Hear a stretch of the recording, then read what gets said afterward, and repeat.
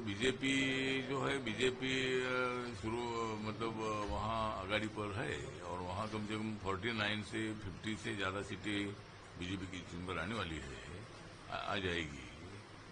और शाम तक मतलब इसका क्लियर रिजल्ट आ जाएगा। लेकिन हरियाणा में बीजेपी की जीत हो रही है और जम्मू कश्मीर में एनसी और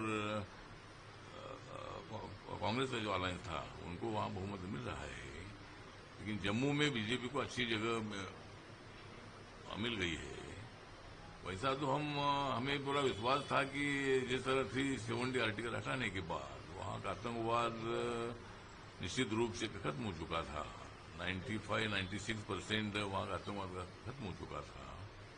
वहां डेवलपमेंट के कामों की शुरुआत भी काफी हो चुकी थी और नरेंद्र मोदी जी के नेतृत्व में इतना वहां विकास गति से आगे जा रहा था। इसलिए हमें विश्वास था कि भाई वहां भी बीजेपी की सरकार आएगी। लेकिन वहां एनसी और कांग्रेस अलायंस न होता था तो शायद बीजेपी वहां बहुमत से सत्ता पर आ जाती थी। लेकिन वहां नेशनल कॉन्फ्रेंस और कांग्रेस का अलायंस होने से वहां हमें हार का सामना करना पड़ा है। लेकिन ठीक बात है, जो लोकतंत्र में लोग चाहते वो वही होता है। और इसीलिए मैं सभी विरोधी दलों को सवाल पूछना चाहता हूं कि जम्मू कश्मीर में अगर एनसी और कांग्रेस सरकार आई है तो वहां तो ईवीएम मशीन अच्छी है, वहां की मशीन तो ठीक है। लेकिन कल ये बोलेगी हरियाणा की मशीन ठीक नहीं थी।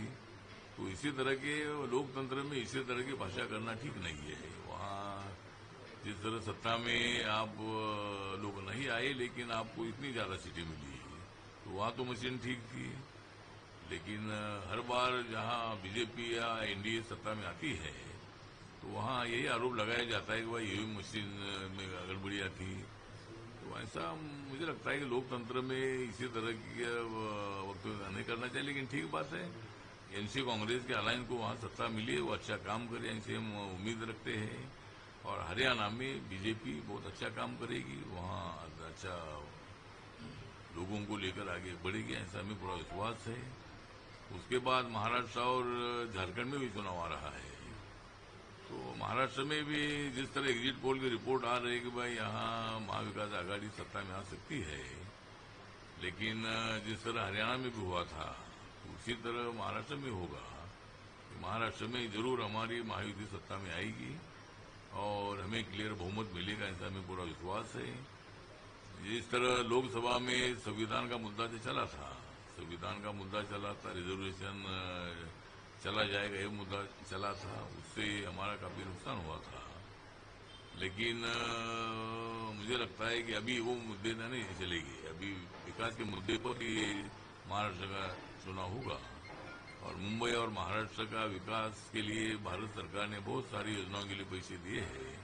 राज्य सरकार ने भी लगातार 2.5 साल में एकनाथ शिंदे, देवेंद्र फडणवीस, अजितदादा पवार जी, इन लोगों ने भी मतलब बहुत सारे निर्णय फटाफट निर्णय लिए हैं। तो इसी तरह मुझे लगता है कि जरूर यहाँ महायुति की सरकार आएगी। रिपब्लिकन पार्टी का पूरा सपोर्ट महायुति को रहेगा और जरूर हम सत्ता में महाराष्ट्र में आएंगे, ऐसा हमें पूरा विश्वास है। सर, जिस प्रकार से हरियाणा में आज रिजल्ट आया, हमने देखा एग्जिट पोल में कांग्रेस की सरकार बन रही थी। हालांकि कांग्रेस भी दावा कर रही थी हरियाणा में पूरी जो समाज है, जो लोग हैं वो बीजेपी के खिलाफ है।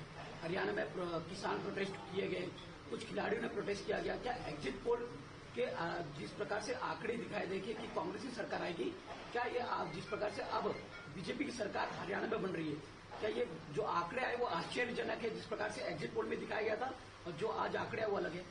ये एग्जिट पोल होता है, सिस्टम होता है, उसका एक प्लानिंग होता है। कुछ लोगों को सवाल पूछते हैं कौन सत्ता में आएगा, और शायद वो एग्जिट पोल के आंकड़े कभी कभी मतलब फेल हो जाते हैं। जिस तरह लोकसभा के चुनाव में भी हर एग्जिट पोल ने क्लियर मेजोरिटी हमको मिलेगी बीजेपी को और इतनी सीटें आएगी, इसी तरह का अनुमान हर चैनल ने दिखाया था। लेकिन उसके बावजूद भी हमारी सीटें कम आ गई। जितनी सीटें आना चाहिए थी एग्जिट पोल में उतनी आई नहीं। उसी तरह अभी यहाँ भी हरियाणा में भी हुआ है कि यहाँ कांग्रेस आएगी, ऐसा उन्होंने मतलब अनेक एग्जिट पोल में बताया था। लेकिन अभी अभी मतलब मुझे लगता है कि जो ये मतलब रुझान आए हैं, रिजल्ट आए हैं, ये रिजल्ट बहुत ही अच्छे रिजल्ट है।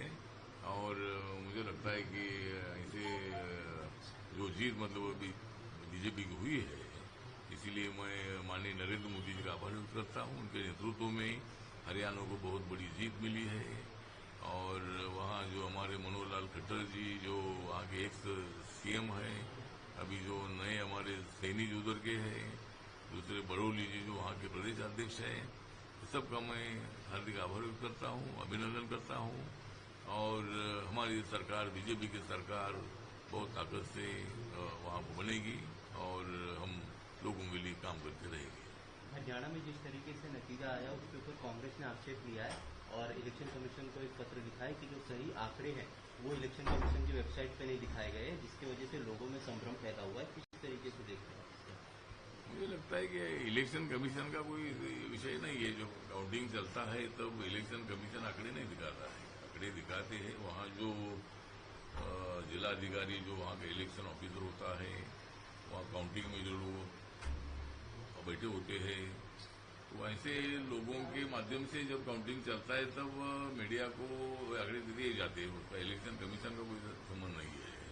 जब कोई डिस्प्यूट आखिर में जब होता है तब इलेक्शन कमीशन उसमें क्या जजमेंट देना है या क्या मतलब उनको रिजल्ट देना है वो तो देखता है। तो इधर हर बार ऐसे आंकड़े दिखाने का इलेक्शन कमीशन का संबंध नहीं है। लेकिन अभी ये कुछ न कुछ तो बहाना बनाते हैं। जब जम्मू कश्मीर में तो हमने बहाना नहीं बनाया है। जम्मू कश्मीर में आपको मेजोरिटी मिले, आप सरकार बनाइए। वहाँ कोई बीजेपी ने ऐसा कोई सवाल उठाया, ऐसा बिल्कुल नहीं है। तो आप फिर सवाल हरियाणा में उठाते हैं। मुझे लगता है ये सवाल तो उठते रहेंगे, लेकिन सत्ता बीजेपी की आई।